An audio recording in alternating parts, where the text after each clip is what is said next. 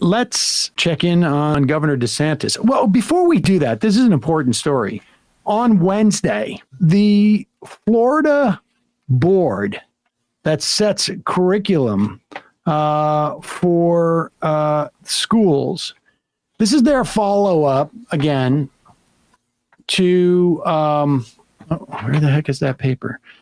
This is their follow-up to their sort of don't say gay, don't be woke in schools. In other words, let's be careful about teaching. In fact, this story is from Politico.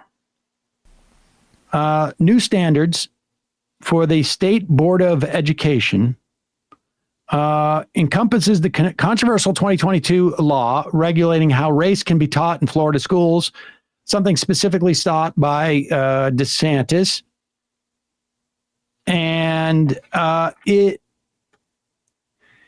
state tweaked its history curriculum to match the so-called Stop Woke law that takes aim at lessons over issues like white privilege by creating new protections for students and workers, including that a person should not be instructed to, quote, feel guilt, anguish, or any other form of psychological distress due to their race, color, sex, or national origin. A safe space.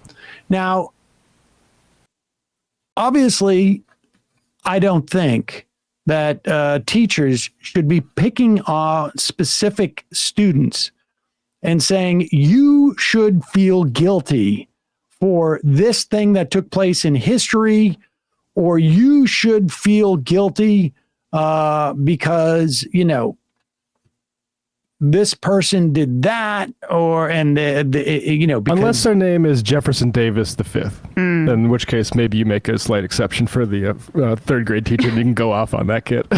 But that said, the point is like the way this gets applied in the classroom is that you back off teaching things that some people may feel bad about, because some teacher, some parent is going to say, all this talk of slavery has made my kid feel bad about himself. Because I'll tell you something, I took my kids to Monticello a couple of weeks ago. We learned about, the enslaved people that Thomas Jefferson owned. We learned about how many of them were sold to pay off his bills in life. My kids came away feeling, that Thomas Jefferson was a hypocrite. They had an awareness and appreciation, obviously, of what he, the good things he did. They're also able, one's almost 18, one's 10, to say, there's some huge hypocrisy here. And it makes them, I think, also made them sort of feel like, how did we as white people get into this position in our country with this as the history? Then reflect on it. It's not inconceivable to me that my son could say, like, I feel bad for what white people did. And the idea that type of, instruction and history lesson wouldn't be taught because my son might react adversely to it is bizarre. Some of the issues raised around standards include instruction on, quote, how slaves develop skills, which in some instances could be applied for their personal benefit. Ooh, lessons boy. that touch on acts of violence perpetrated against and by African Americans. Oh, against and by, right. There's total symmetry. There's total symmetry here in what we're talking about. Wait, so is that saying you can teach black on black crime? Or what does that say? No, I mean, hey, it's not super clear, but they could talk about how, in theory, slave rebellions, they really shouldn't have done that. They should have just kind of taken the tranquilizing drug of gradualism to get rid of the institution of slavery. So to highlight the idea, let's say, that one of Thomas Jefferson's enslaved people whom Jefferson brought to France so that Jefferson could have French food. And this enslaved person learned to be a French cook. That we're to teach this story about the personal benefits that this enslaved person got. All this free French cooking training that once he negotiated with Jefferson, because they were there in France when the French Revolution happened, and this enslaved person could actually be free. Once he negotiated with Jefferson, I'll come back to the States with you, but you need to let me be free 6 years from now. He had the ability to go off and make his own French meals for himself. Now, of course, the opportunity that was afforded to him probably as a freed slave would have been limited enough that you wouldn't necessarily have the same ingredients, access to the same ingredients, or the same opportunities to work with the same type of cooking utensils or whatnot. But even if that weren't the case, here he is. Slavery was difficult. I was enslaved for decades. Much of my life was as a piece of chattel. But the upside, I'm a French cook now. Yeah. And I can cook myself some crepes. So, that's to make that the focus of teaching slavery, where any skills learned were only allowed if it benefited the slave master, is just bizarre and creepy. And this is just the beginning.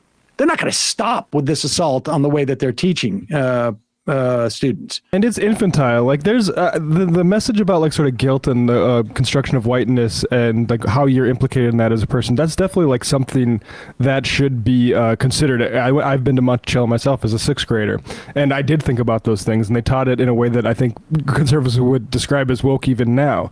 But I think there's another like lesson that you can come away with, which is that actually our country decided to do away with this like plantation style economy, in part for like sort of self-interested reasons of the North, but also because it was an appalling embarrassment to the nation. Yeah. And like that was done in part by like massive slave rebellions, but also by white people putting their lives on the line. And like, I think getting most white people are not, I say this as a North Dakotan, so I'd like, where my European ancestors came in like the late 1800s, but like, to the extent that like most white people have that have ancestors here for long enough have like a slave owner in their ancestry, I think that's definitely worth like dwelling on. I think we should also focus on like a lot of white people were brought here as like prison laborers and stuff like that too. And yeah, exactly. And and like I think there's a broader way than just like the color of people's skin to interpret that stuff. And like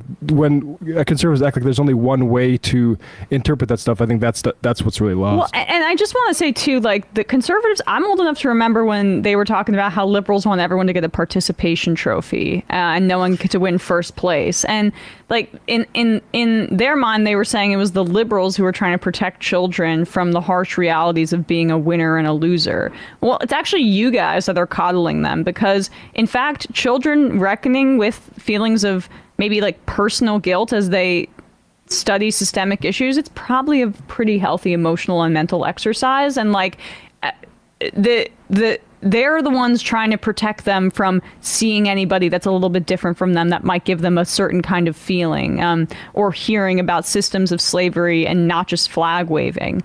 That is the coddling of children, as opposed to what like the left is trying to do, which is expose them to reality. Yeah. The one of the interesting things that we learned there, and Lefty band teacher brings this up. Slaves are gifted the skills of French cuisine, but reading was illegal. Go figure, huh? Well, it wasn't just reading. It was also writing, because what they were very concerned with was enslaved people writing their own papers, forging papers that suggested that they were freed. In fact, there was a story, and I can't recall it now, of one of the enslaved people for Jefferson, enslaved by Jefferson, buying saving up, selling some stuff on the side that he was producing to buy forged papers as a way of escaping. But because he could not read nor write, he did not realize that the papers were completely nonsensical. He bought the papers. When he had to ultimately show them, they were clearly like they didn't make any sense.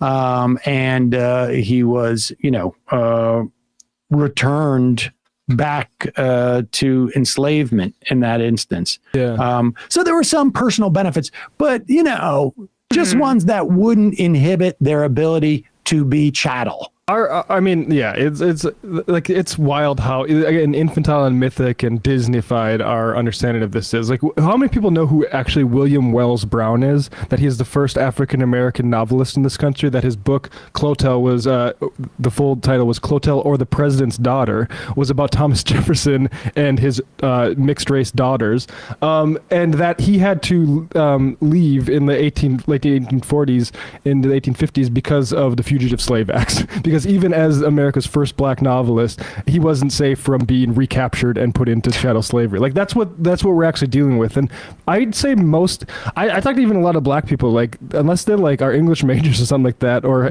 are otherwise interested in novels, people don't know William Wells Brown's name. Right. Meanwhile, also in Florida, let's play this clip of Ron DeSantis, who in his flailing campaign, they are cash strapped. All of his top big money donors have basically tapped out, right? There's only so many you can have of those big donors. There's only so much money they can contribute. And they're not going to contribute when you're currently in a national poll. I saw tied with Vivek Ramaswamy. I mean, again, that's just one poll, but he's distant second by most metrics. Yes. Trump. And he's also losing, like there's a big, personnel shakeup. So what is he going to do? He's going to come out with a bold new program to deal with the material interests of the American public. No, I'm sorry. He's going to sue Bud Light for having a trans person promote their product.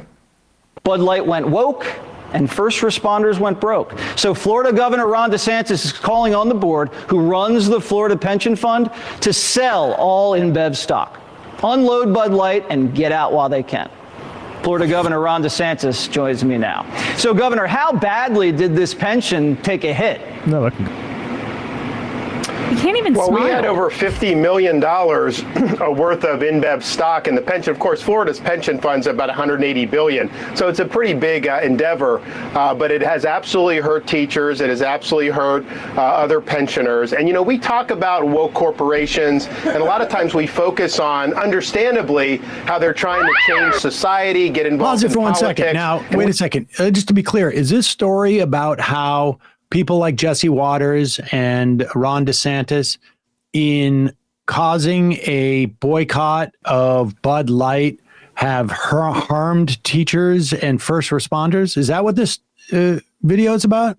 Do I have that right, Bradley? Well, yes, because I think it'll harm their pensions. Right. Is that what the video is about? They're criticizing themselves for going on this attacking